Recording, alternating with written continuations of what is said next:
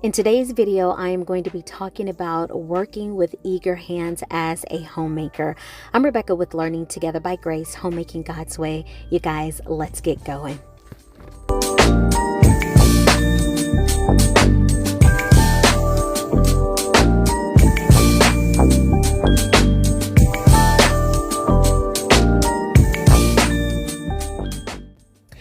All right, you guys, so I am continuing the Proverbs 31 series, and I have to be honest, I have been enjoying going through these different Bible verses because it's a reminder to me of who I am as a woman first and foremost, and a child of the Most High God, and just as a wife, a mother, a homemaker, a housewife, homeschooling mom, and all of the other things that I do on a day-to-day basis. The verse that we're going to be looking at today is verse number 13 in Proverbs chapter 31. It says, "She selects wool and flax and works with eager hands."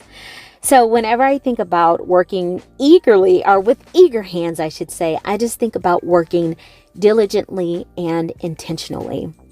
I know that sometimes when we are about our day-to-day life, we're not very intentional about using our hands for good for our family and even just for ourselves. And this happens because maybe we become overwhelmed, we get tired, and maybe our focus is not where it should be. One thing that I was reminded of today, a sweet lady that I know, she sent a portion of a devotion. And in the devotion, it was speaking on how it's not necessarily what we're doing, but it's how we're doing it. So essentially, the heart behind what we're doing. So when we as Proverbs 31 women are working with eager hands, it's about the heart behind what we are doing.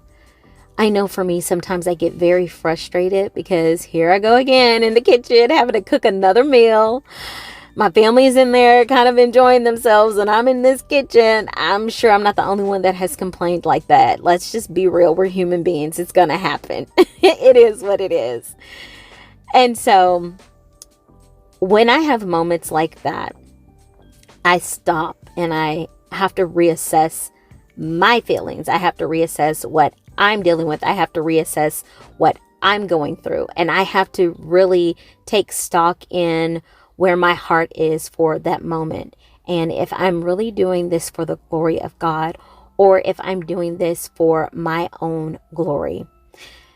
And so, although it is fun for me to do things like I love to cook, I love creating recipes, I love creating an environment that's comforting, that's warm, that's peaceful, and that's beautiful for me, but I'm also doing this for my family. What do my children want? What does my husband want? And what does that look like for our family unit? And so, as I'm working with my eager hands, I'm making sure that I'm going out and I'm stocking up on the things that me and my family needs. I am intentional about creating a budget and creating meal plans, taking stock of the things that we have in the house, the things that we need, the things that we don't need. Also, because, sometimes you can have too much of something, which can become a problem within your home. Earlier today, I was talking to my husband. He said, "Hey, babe, do you think you can buy me some tortillas? Because I want to make some wraps for lunch. Because sometimes I have a hard time putting lunch together." Y'all, I have to be honest with you. Lunch is probably the hardest meal of the day for me to get together. Because I like to make a lot of things from scratch, but it can be problematic because you're always cooking. So I've been trying to work on meals. So if you guys have any ideas, let me know down below. As I was looking at the definition of eager, it says of a person wanting to do or having much.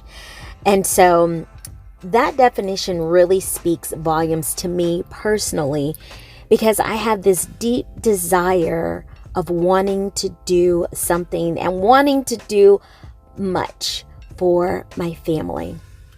Now, when I think about the Proverbs 31 woman, in that verse, when it talks about working with eager hands, it just evokes this feeling of wanting to take good care of my family and who God entrusted me to care for.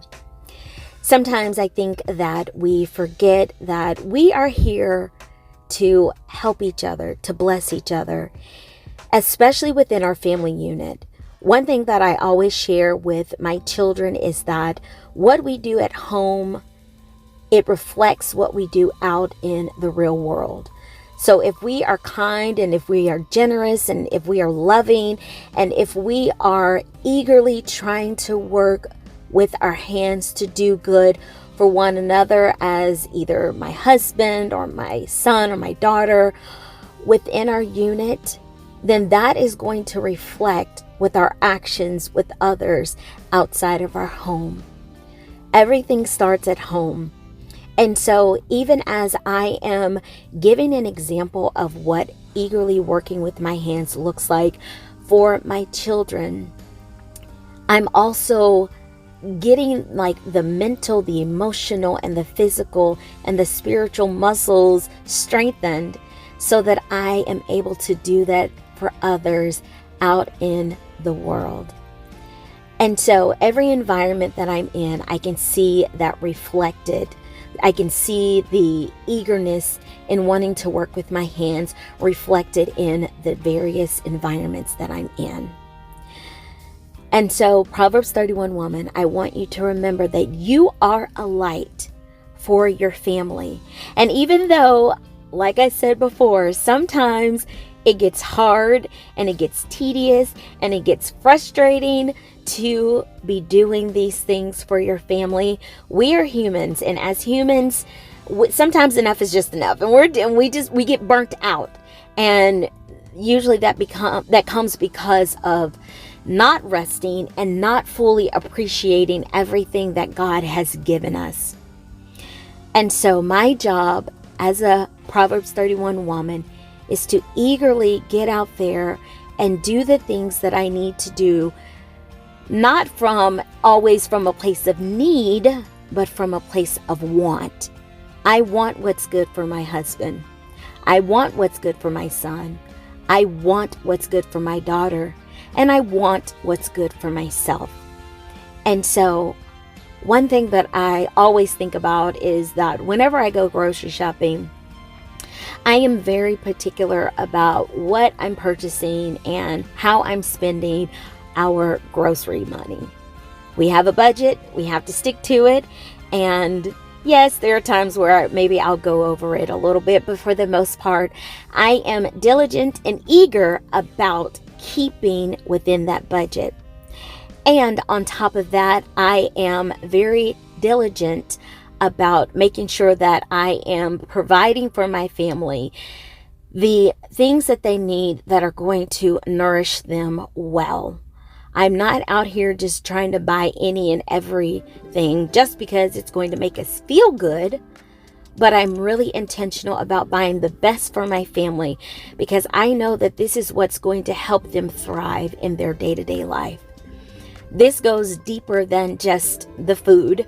Of course, food is a big part of our lives because we need it for nourishment, and it's such a good way to relate that to just our day-to-day lives. But it goes deeper than that. Even with my spiritual walk, I am building myself up daily by reading the Word, by praying, by worshiping and honoring God. And that in turn, I am able to do the same with teaching my children and training them up in the ways that they should go. And teaching them how to be noble people. And so even like with my daughter, I'm trying to teach her how to be a woman or a young lady, because she's only 12, of noble character, but I'm training her right now. And then for my son, I am training him to be a man of valor, a man that is able to stand on the Word and go back to the Word of God for everything, because it's the Lord first, and then it's your family, and everything else will follow behind that. And so, you working with my hands eagerly is not just about making sure that I'm getting the best clothing for my children or my husband, or getting the best foods for them, or necessarily getting the best materials for them. Although that is what, that Proverbs 31 woman does portray. But again, like I said, it's deeper than that.